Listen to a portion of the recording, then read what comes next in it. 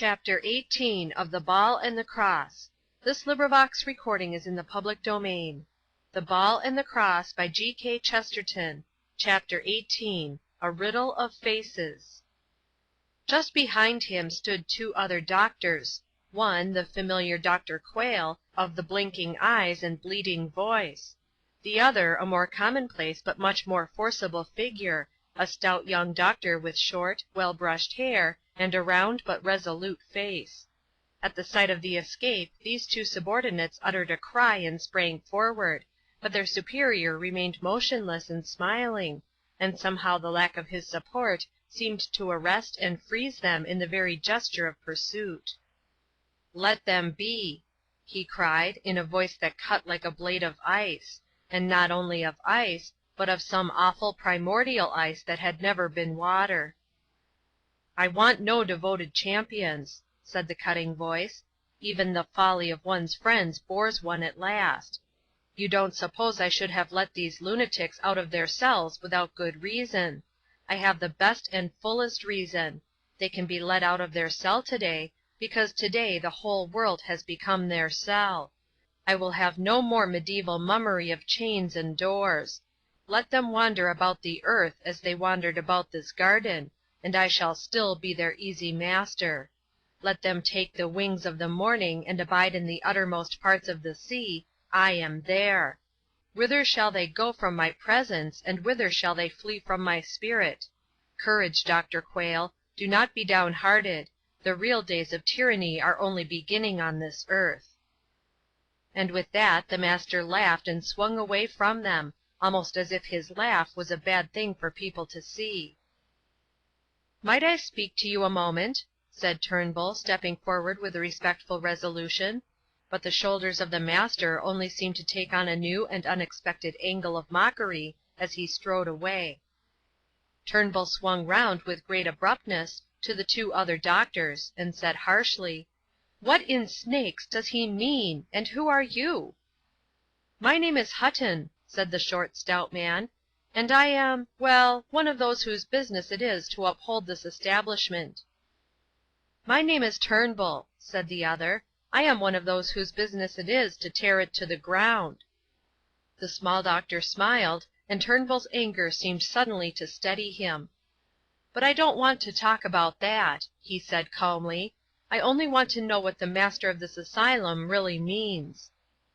Dr. Hutton's smile broke into a laugh which, short as it was, had the suspicion of a shake in it. "I suppose you think that quite a simple question," he said.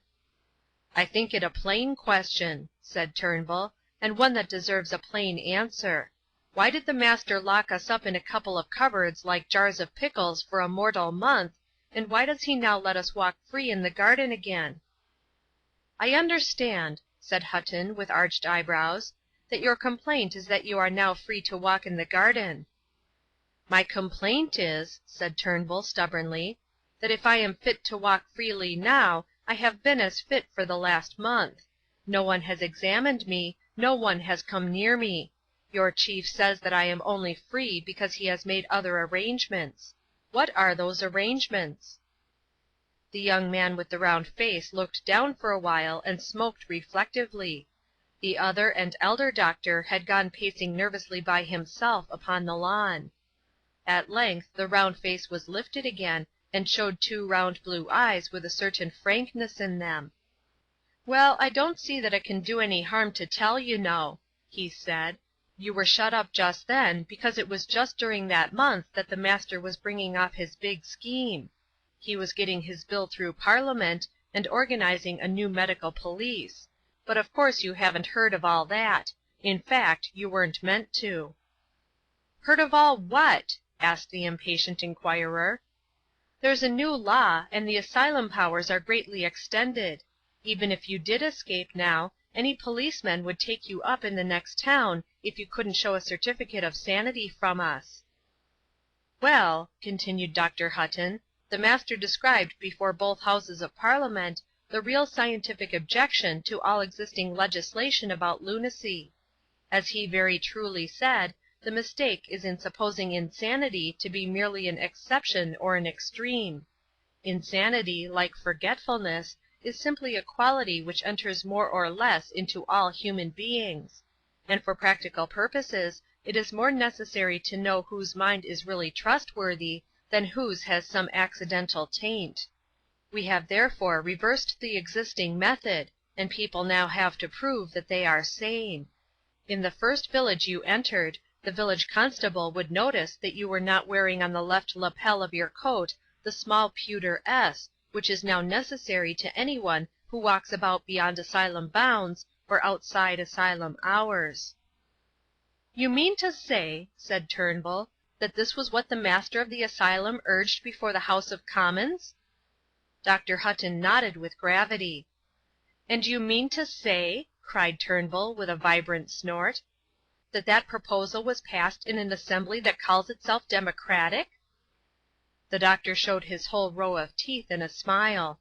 "Oh, the assembly calls itself socialist now," he said. "But we explained to them that this was a question for men of science." Turnbull gave one stamp upon the gravel, then pulled himself together and resumed. "But why should your infernal head medicine man lock us up in separate cells while he was turning England into a madhouse? I'm not the Prime Minister, we're not the House of Lords." "He wasn't afraid of the Prime Minister," replied Dr. Hutton. "He isn't afraid of the House of Lords, but—" "Well?" inquired Turnbull, stamping again. "He is afraid of you," said Hutton simply. "Why, didn't you know?" MacIan, who had not spoken yet, made one stride forward and stood with shaking limbs and shining eyes. "He was afraid," began Evan, thickly. "You mean to say that we—" "I mean to say the plain truth now that the danger is over," said Hutton calmly. "Most certainly you two were the only people he ever was afraid of." Then he added in a low but not inaudible voice, "except one, whom he feared worse and was buried deeper." "Come away," cried MacIan. "This has to be thought about." Turnbull followed him in silence as he strode away, but just before he vanished, turned and spoke again to the doctors. "But what has got hold of people?" he asked abruptly. "Why should all England have gone dotty on the mere subject of dottiness?" Dr. Hutton smiled his open smile once more, and bowed slightly. "As to that also," he replied, "I don't want to make you vain." Turnbull swung round without a word, and he and his companion were lost in the lustrous leafage of the garden. They noticed nothing special about the scene, except that the garden seemed more exquisite than ever in the deepening sunset, and that there seemed to be many more people, whether patients or attendants, walking about in it.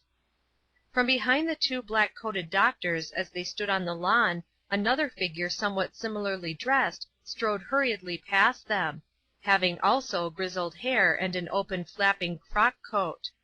Both his decisive step and dapper black array marked him out as another medical man, or at least a man in authority, and as he passed Turnbull the latter was aroused by a strong impression of having seen the man somewhere before.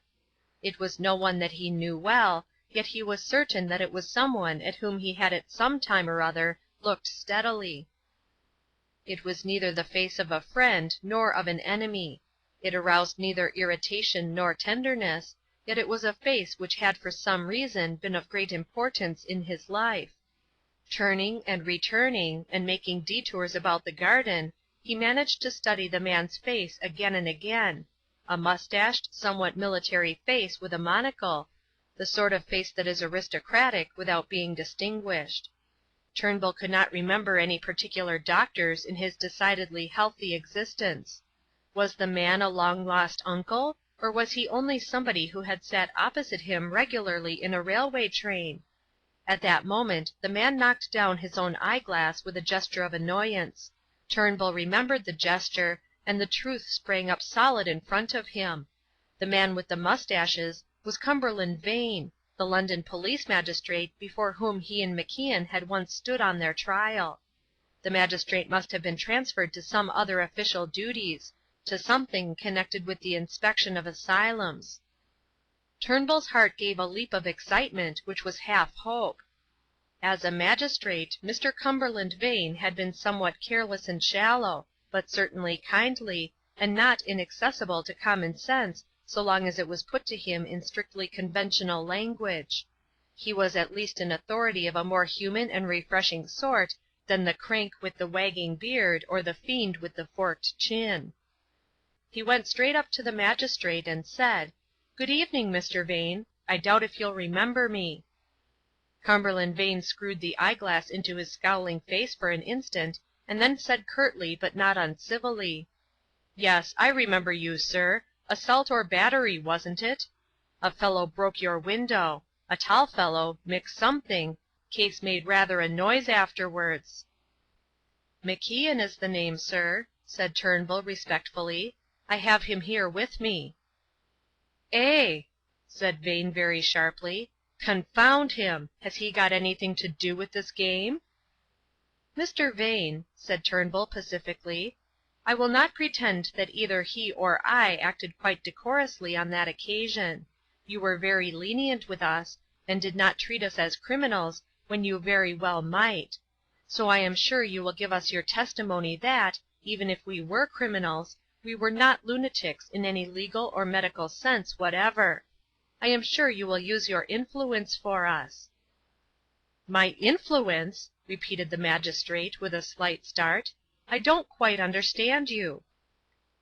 "I don't know in what capacity you are here," continued Turnbull gravely, "but a legal authority of your distinction must certainly be here in an important one.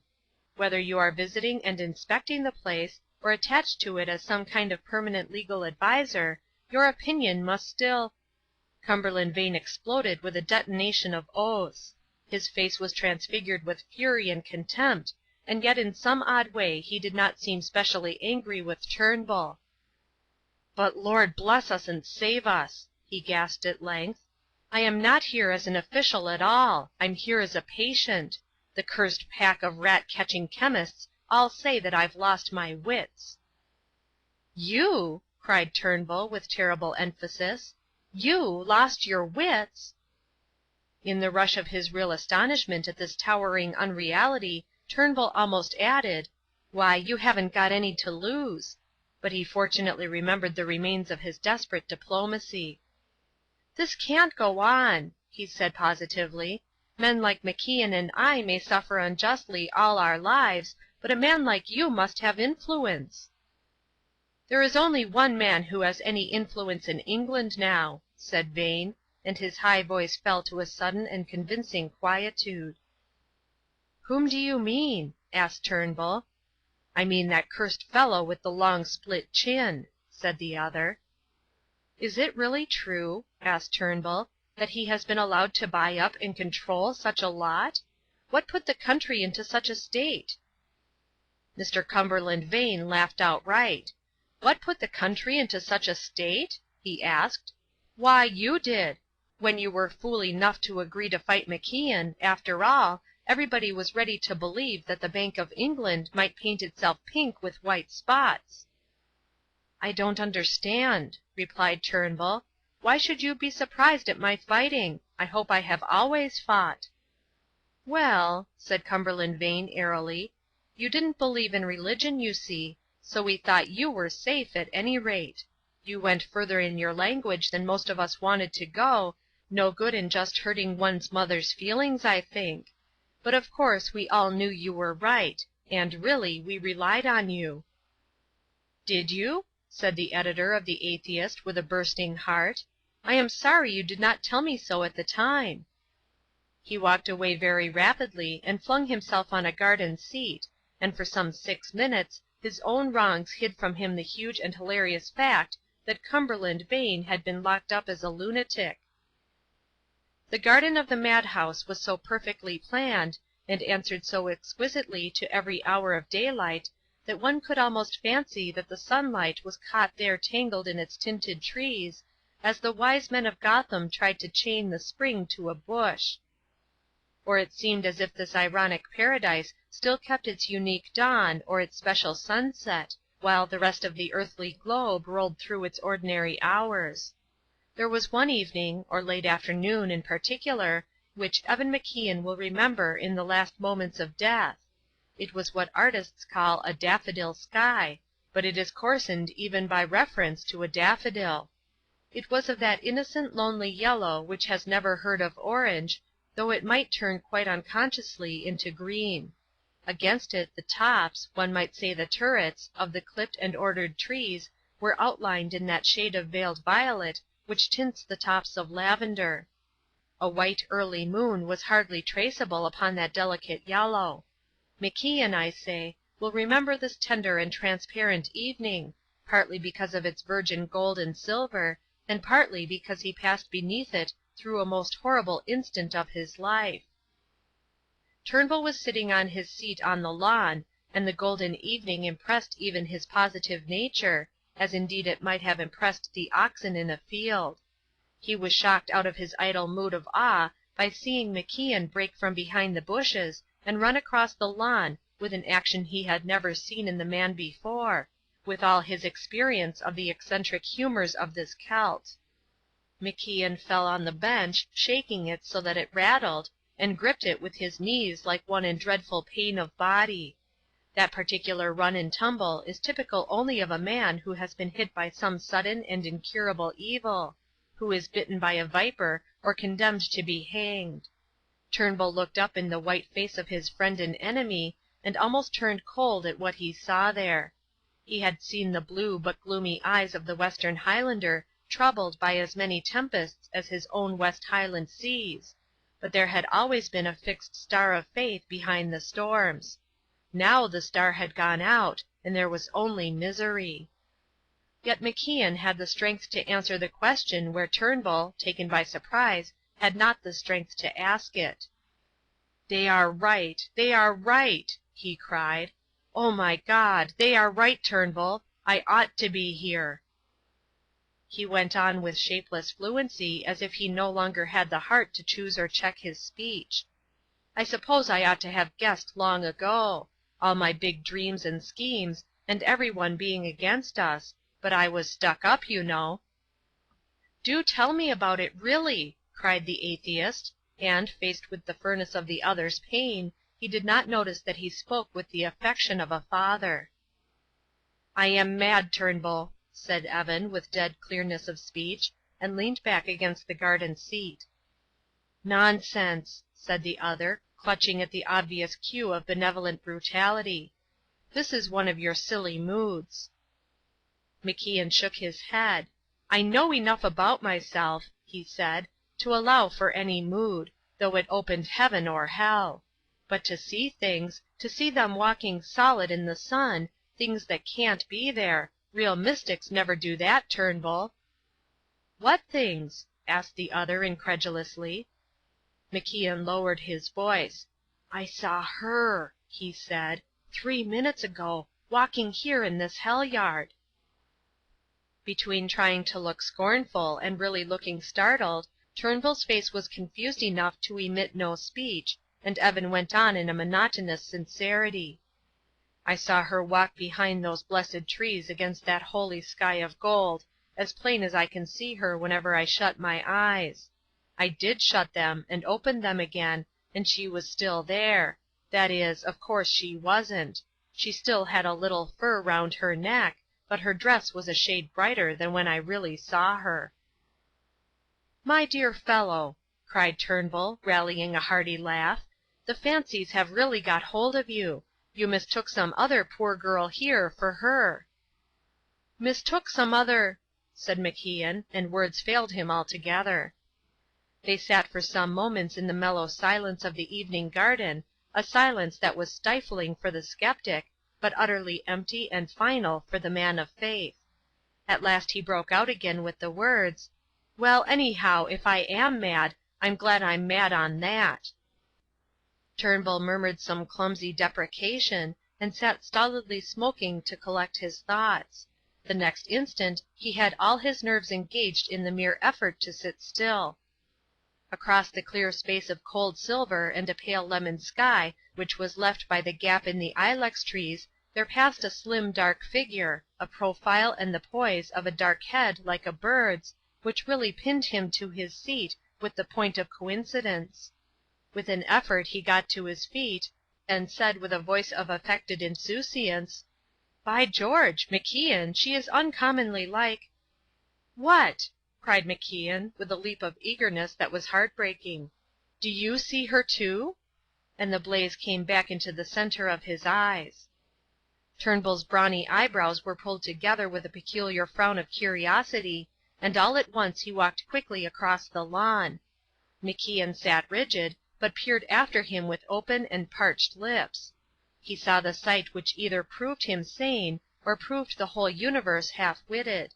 He saw the man of flesh approach the beautiful phantom, saw their gestures of recognition, and saw them against the sunset joining hands.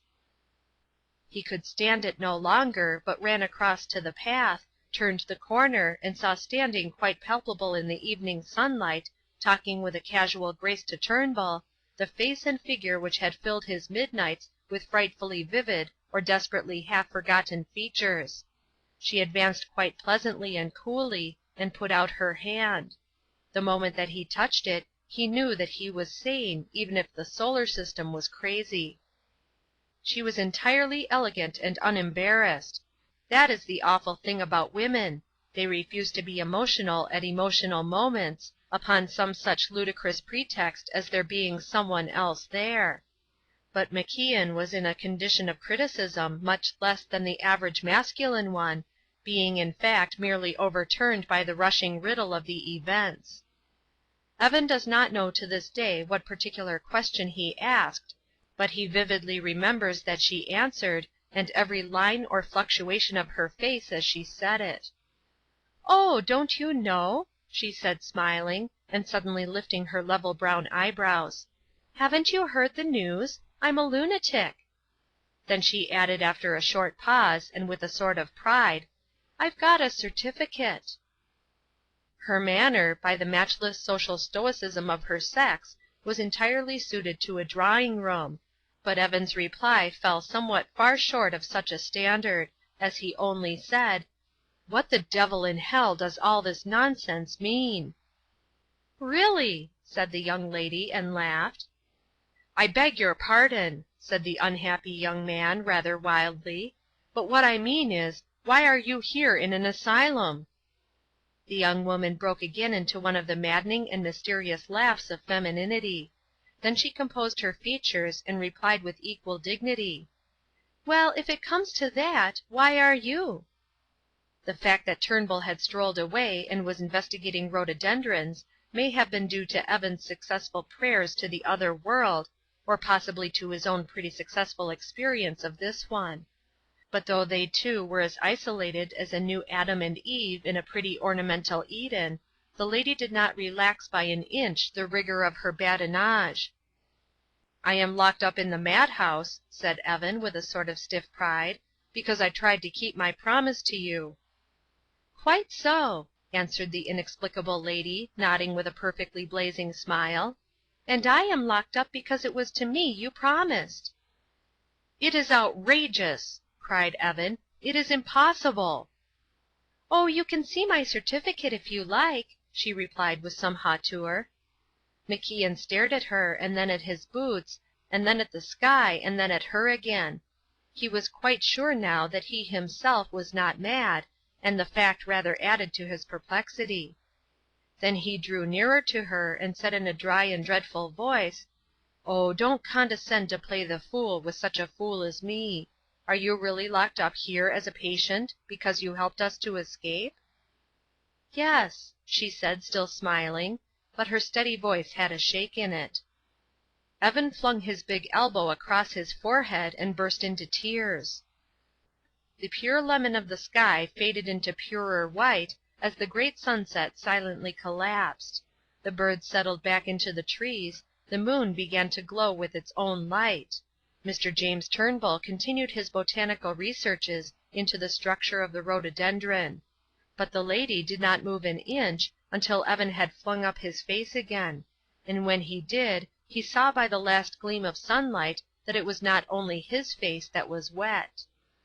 Mr. James Turnbull had all his life professed a profound interest in physical science, and the phenomena of a good garden were really a pleasure to him. But after 3/4 of an hour or so, even the apostle of science began to find rhododendrons a bore, and was somewhat relieved when an unexpected development of events obliged him to transfer his researches to the equally interesting subject of hollyhocks, which grew some 50 feet farther along the path. The ostensible cause of his removal was the unexpected reappearance of his 2 other acquaintances walking and talking laboriously along the way, with the black head bent close to the brown one. Even hollyhocks detain Turnbull but a short time. Having rapidly absorbed all the important principles affecting the growth of those vegetables, he jumped over a flower bed and walked back into the building. The other 2 came up along the slow course of the path, talking and talking. No one but God knows what they said, for they certainly have forgotten, and if I remembered it I would not repeat it. When they parted at the end of the walk she put out her hand again in the same well-bred way, though it trembled. He seemed to restrain a gesture as he let it fall. "If it is really always to be like this," he said thickly, "it would not matter if we were here forever." "You tried to kill yourself 4 times for me," she said unsteadily, "and I have been chained up as a mad woman for you. I really think that after that—" "Yes, I know," said Evan in a low voice, looking down. "After that we belong to each other. We are sort of sold to each other until the stars fall." Then he looked up suddenly and said, "By the way, what is your name?" "My name is Beatrice Drake," she replied with complete gravity. "You can see it on my certificate of lunacy." Chapter 19.